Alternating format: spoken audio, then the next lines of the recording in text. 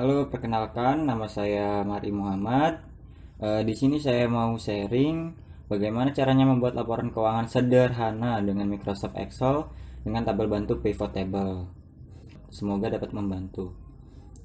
Nah, di sini sebenarnya saya membuat beberapa modul, tetapi saya akan eh, buat jadi beberapa video. Jadi untuk yang pertama ini saya mau sharing membuat laporan keuangan secara sederhana, yaitu modul reporting. Nah, modul reporting ini tutorialnya akan saya bagi juga menjadi dua.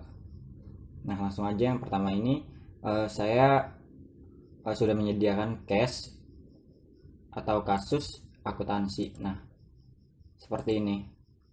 Misalkan 3 Agustus Pak Andi menyetor modal 1 miliar dan tanah senilai 5 miliar, kemudian Pak Komar menyetor modal 8 miliar. Nah, bagaimana penjurnalannya? Langsung saja kita jurnal. Kita klik modul reporting. Nah, akan ada tampilan, ada nama akun, jurnal umum, tabel bantu, financial report, dan analisis. Nah, untuk sharing yang pertama ini mungkin saya tidak akan sampai analisis, tapi sampai financial report aja. Nah, dari cash tadi kita masukkan dulu di sini akunnya cash, kemudian ada land atau tanah. Nah, kedua ini merupakan ekuitas ataupun modal. Nah, kita masukkan di sini nilainya. Tadi ada 1 miliar dan ditambah dengan 8 miliar menjadi 9 miliar. Kemudian landnya 5 miliar. Kemudian modalnya menjadi 14 miliar. Nah, modal dikredit saldo normalnya, kemudian untuk aktiva itu modal untuk aktiva saldo normalnya di debit. Nah, untuk tanggalnya kita catat wajib. Nah, di sini ada trik yaitu Ctrl C, kemudian pilih tabel yang diinginkan sambil menekan Shift, kemudian Ctrl V. Nah, pam, jadi langsung ke copy gitu. Nah, di sini tulis keterangannya modal, kemudian tanah untuk modal, kemudian di sini ada modal awal. Nah, untuk keterangan ini kenapa saya tulisnya modal doang di cash ini? Karena tabel keterangan ini akan masuk ke tabel bantu 2 khusus untuk arus kas di financial reportnya. Jadi dari tabel jurnal umum ini bakal masuk ke tabel bantu, kemudian ke financial report.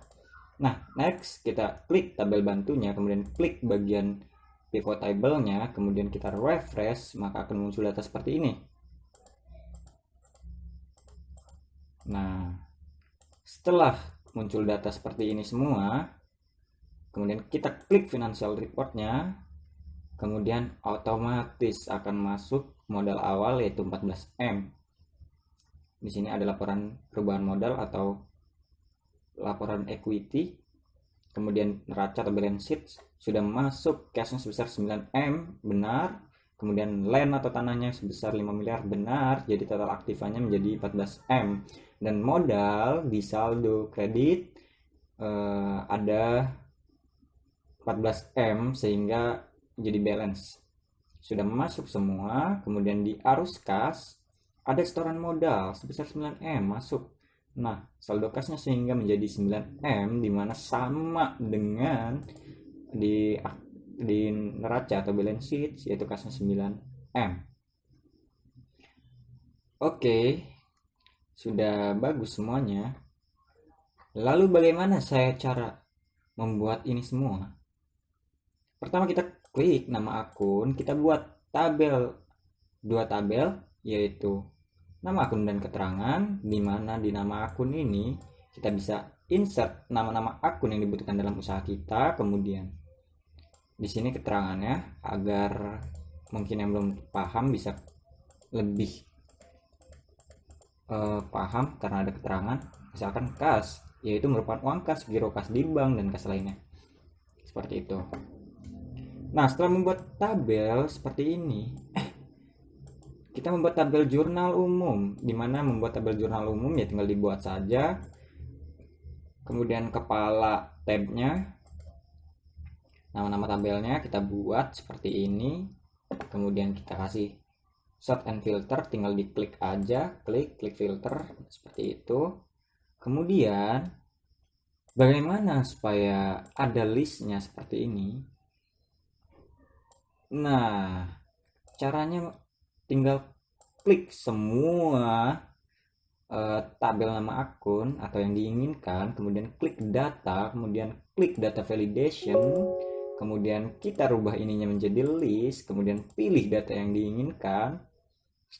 Misalkan di sini saya menginginkan dari nama akun sampai Tisar Labarugi, bisa, atau langsung semuanya klik seperti ini, B to B, bisa, langsung klik OK, maka akan muncul. Nah, tapi di sini juga ada. Lalu bagaimana mengembalikan kepala tabel ini? Kita ulang langkahnya, klik tabel yang diinginkan, kemudian data validation, kemudian any value. Nah, akan menghilang. Seperti itu. Jadi tinggal bawahnya aja atau untuk pengisiannya. Seperti itu. Data ini masuk ke tabel bantu. Lalu bagaimana cara membuat tabel bantu pivot table ini? Nah, kita tinggal blok semuanya, kemudian insert, klik pivot table, kemudian oke. Nah, apa saja yang kita butuhkan? Tanggal kita masukkan ke filter karena merupakan pencarian nantinya. Kemudian nama akun kita masukkan ke row karena ini yang kita butuhkan. Kemudian debit karena merupakan value, dia dimasukkan ke value karena dia merupakan nilai. Kemudian kredit, nah karena dia merupakan nilai juga, jadi sini automatic sum, bisa dirubah juga menjadi count atau average. Tinggal klik kanan, kemudian pivot table option. Nah, seperti itu. Value fit setting. Nah, seperti itu. Kita bisa rubah apapun yang kita inginkan. Produk juga bisa di sini. Kalau count biasanya untuk produk di sini. Cuma kita nggak butuh itu. Nah, kemudian saya delete dulu. Lalu bagaimana dari tabel bantu ini masuk ke financial report sehingga otomatis? Caranya mudah, tinggal klik. Ini contohnya adalah modal awal atau cash di balance sheet. Ini rumusnya. Sum if total jika tabel A. Jadi logika akuntansi kita masukkan ke sini. Total jika tabel A, tabel bantu A merupakan nama account, di sini row. Kemudian tabel bantu A merupakan kas, maka yang ditotal adalah tabel bantu B. Maka yang ditotal adalah tabel bantu B. Nah, kenapa yang ditotal tabel bantu B? Karena saldo normalnya ada di debit. Untuk aktiva, saldo normalnya itu ada di debit. Bertambah di debit dan berkurang di kredit. Jika ada pengurangan berarti dikurang di kredit. Nah, seperti itu. Jadi seperti itu, total jika tabel bantu A merupakan kas, kemudian yang ditotal ada tabel bantu B dikurangi total jika tabel bantu A merupakan kas, maka yang dikurangi ada tabel bantu C. Nah, jadi debit dikurangi kredit. Nah, hasilnya akan muncul di balance sheet seperti ini. Seperti itu. Sama juga untuk yang lainnya seperti land dan juga modal. Nah, kalau untuk modal saya taruh di sini. Nah, seperti itu.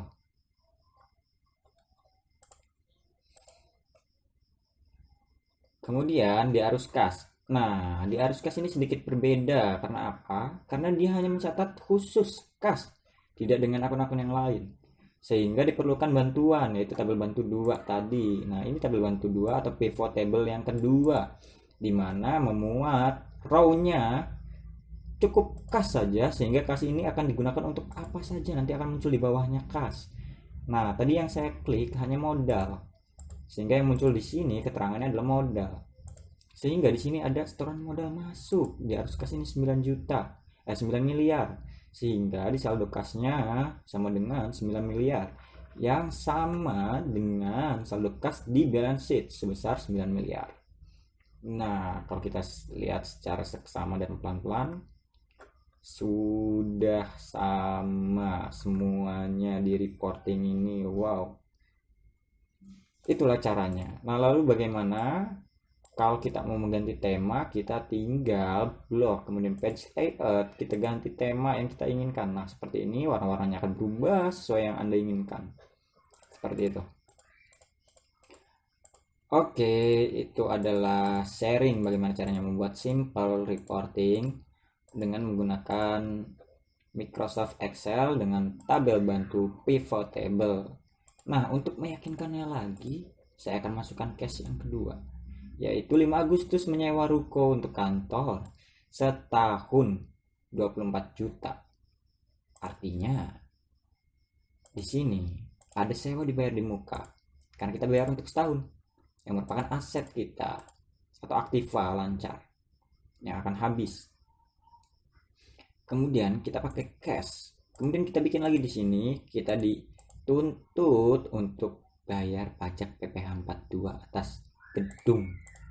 Nah, di sini kita tulis hutang pajak. Kenapa hutang pajak bukan pajak dibayar di muka? Karena merupakan pajak yang kita potong dan bukan kita yang dipotong. Nah, seperti itu. Sehingga kita ada hutang untuk menyetorkan pajak orang kepada pemerintah. Nah, seperti itu. Kalau taat pajak, kalau nggak usah di jurnal. Nah, seperti itu. Jadi ini jurnalnya 24 juta. Kemudian cash yang keluar artinya kita hanya mengeluarkan 2.600.000. Nah,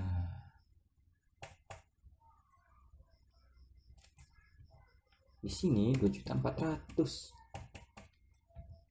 Nah, ingat untuk cash, karena ini keperluannya untuk arus kas, jadi harus diisi. Sewa dibayar di muka.